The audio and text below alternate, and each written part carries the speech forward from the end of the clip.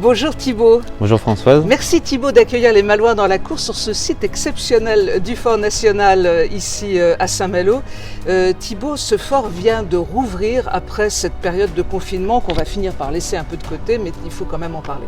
Oui, c'est exact. Le Fort National vient de rouvrir depuis le 15 juin à la visite et jusqu'aux Journées du patrimoine, donc le 20 septembre. Alors on rappelle que c'est un site tout à fait exceptionnel, qui a une histoire qui s'est inscrite depuis plusieurs siècles et la plus récente est liée évidemment à la Seconde Guerre mondiale. C'est exact, oui, le fort a été bombardé pendant la guerre. Il y avait également donc quasiment 400 hommes valides de Saint-Malo qui étaient internés et retenus comme otages. Oui. Ce site est ouvert au public, mais avec un petit peu de restrictions. Il y a des zones qui sont encore fermées. Oui, c'est exact. À cause du coronavirus, nous avons dû donc fermer les zones qui étaient où il y avait des possibles rencontres, des possibles croisements entre les visiteurs et notamment la soute à munitions qui était un endroit qui était assez exigu. Alors, pour les Malouins dans la course, Thibaut a accepté d'ouvrir exceptionnellement les zones qui ne seront pas visitables pendant la période estivale.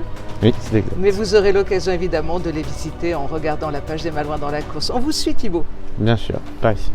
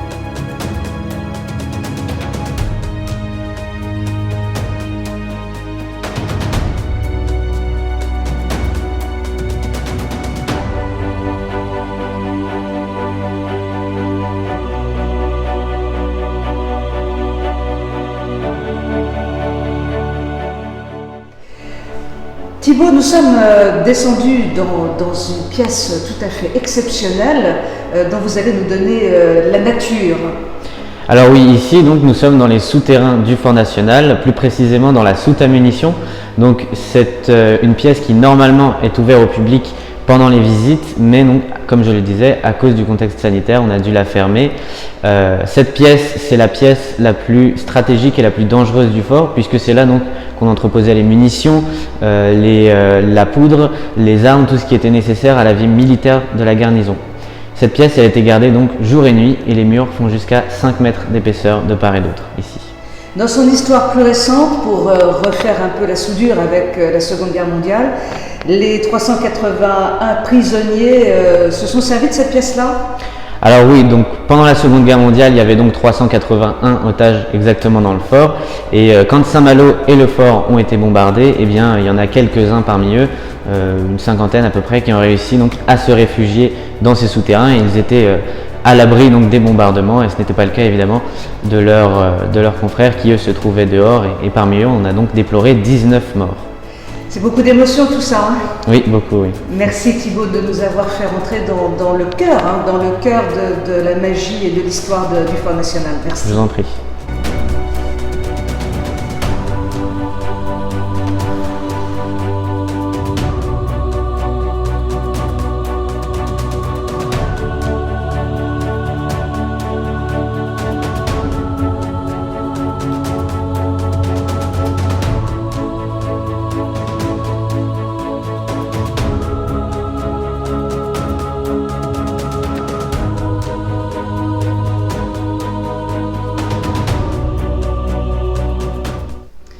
Thibaut, c'est une chance exceptionnelle de rentrer dans cette longère qui en réalité était le lieu de vie de la garnison. Oui, c'est exact. À bord, on peut dire à bord du fort. Oui, c'est exact. Donc c'est un lieu qui est fermé au public puisque donc les guides y sont logés pendant leur période donc touristique et également les propriétaires viennent y séjourner très régulièrement. Avec Voilà, on a ici un monument historique en soi, c'est l'affiche du Fort National, celle qui était sur le fort au moment de la Seconde Guerre. Exactement, c'est le premier grand panneau en bois qui a été posé donc à côté de l'entrée. Et on a encore beaucoup de chance de l'avoir aujourd'hui au fort. Il a survécu au bombardement. Et maintenant, évidemment, on l'a remplacé, mais on le garde toujours près de nous. Et c'est très émouvant de pouvoir le garder ici. Cette pièce est chargée de souvenirs, de par sa fonction, mais aussi de par quelques photos que vous avez gardées précieusement et qui nous rappellent des moments difficiles du fort. Oui, c'est exactement ça. Donc, on a pas mal ici de clichés donc, qui datent de l'époque de la Seconde Guerre mondiale, et on a notamment celui-ci que je trouve très frappant. C'est une photo du fort qui a été prise donc, juste après les bombardements de Saint-Malo. On voit bien donc, que la maison a été quand même grandement endommagée, mais on voit quand même que le fort garde un peu toute sa prestance, toute la ligne qu'on peut revoir aujourd'hui. Donc ça prouve qu'à l'époque, au XVIIe, on construisait quand même des ouvrages qui étaient faits pour résister. Et tel un phénix, il renaît de ses cendres. Exactement, exactement. On va finir cet entretien sur le fort avec une visite un peu plus générale et tourner vers Saint-Malo, cette forteresse qui était là pour défendre la cité corsaire. Exactement, avec plaisir. Thibaut, le fort est à présent rouvert au public, on le voit, les visiteurs sont à présent nombreux. Quelle impression ça vous fait de pouvoir enfin redonner l'accessibilité à ce fort? Bien, pour nous, c'était très important de pouvoir le rouvrir au public cette année. Depuis donc que notre arrière-arrière-grand-père l'a acheté, il a toujours eu à cœur de l'ouvrir au public, de le mettre à la disposition des Malouins et des touristes donc, qui passent par Saint-Malo. Donc c'était vraiment un symbole très fort pour nous de pouvoir le rouvrir au public. On est très contents et ça a été un grand sujet d'inquiétude, le fait de ne pas pouvoir l'ouvrir cette année. On le voit tourner vers Saint-Malo en protection avec ces fameux canons tournés vers la mer, prêts à bondir sur quiconque viendrait faire du mal à la cité corsaire. C'est une fierté familiale? Oui, c'est une très grande fierté familiale. C'est également énormément de responsabilités. C'est quelque chose dont on est très fier, mais on dit toujours que nous ne sommes pas à proprement parler propriétaires, mais surtout dépositaires d'un lieu comme celui-ci. Nous sommes là pour son entretien, nous sommes là pour le mettre à la disposition des visiteurs, et nous sommes là pour qu'il reste dans son jus tel que Vauban l'avait souhaité en 1689. Voilà, il n'est pas tout jeune quand même, ce fort. Non, il n'est pas tout jeune, non. Donc il est ouvert tous les jours? Oui, tous les jours, alors sauf le mardi, jour de congé, et jusqu'au 20 septembre. Alors les horaires changent chaque jour en fonction des marées, donc j'invite...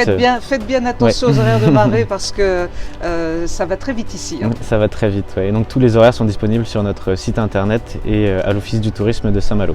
Merci beaucoup Thibaut pour cet accueil. Nous vous invitons évidemment à venir faire un petit tour indispensable ici sur le Fort National. Merci Thibaut. Merci Françoise.